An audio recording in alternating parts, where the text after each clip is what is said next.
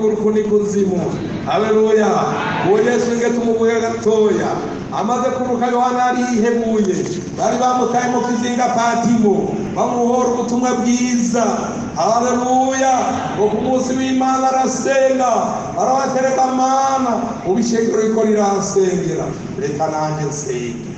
Umunsi w'Imana baca muri mbwego muze muje muri mbwego n'amambo mugerageza muri mbwego turi muri mbwego.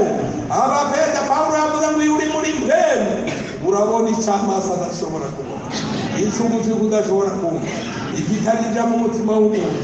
Imana idusha muri mbwego uri muri mbwego umenya nk'ufise telefone ubizi telefone arumva ibyo utayifise atumva. Kera itelefone zikiza umuntu mwayiguriye umugore hano ayiguriye umugore urumva n'abandi barahatunga bakabona ariko aravuga waro haro n'amahoro rero natwe turi amahoro mwagize amahoro ukikuriye ababwira by'umutwe hanyuma n'abana bane yego me n'abana baragumye n'abana abagatu mbega yimwe mukanaka yasaze byara none ari arasaze ireka tunafamuka iby'Imana tumariwe nabwe bagira ngo mbega twasaze byara aho yavuze n'abasaze naho isazi iby'Imana.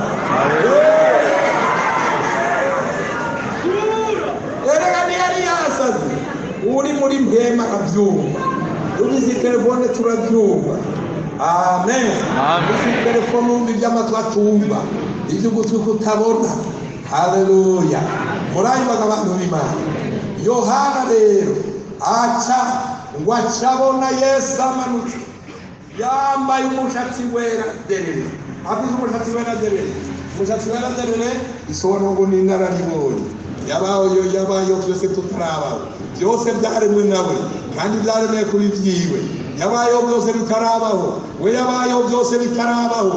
Ubona umuhanuzi wa jambo niwe yafashe bajya bera bambere niwe yafashe badamu bacumuye arabahana niwe yafashe abantu Nowa aramurokora mu bantu banduye abantu ararandura abanyabyandiko abantu banduye arabarokora niwe yarokoye Sodomu ayirambe Loti aramurokora kuko ngo yari umugororotsi yamana umutima n'akabonge kubibabona bikamurinza. Haleluya. aramubanayo niwe akabaye Daniyeli mu bwoba w'intambwe niwe akabaye ba Shadrake mu muriro. Haleluya. Babona uwo Yesu umwana w'Imana. Yohana bari yambaye umushatsi wera ngo n'inararibonye byose byaremwe nawe kandi ko byaremwe nawe byose arabihindura uko agomba. Haleluya. ntakimuranye yari yambaye ikanzu yera derere yari umuherezi n'umucamanza akomeye. Amen. Azocira imanza abantu bose z'ubugororotsi kandi n'umuherezi mukuru aratubugira ku Mana arasaba igikombe inyoza igikombe inyuma ariko imbere kirimo ibyanga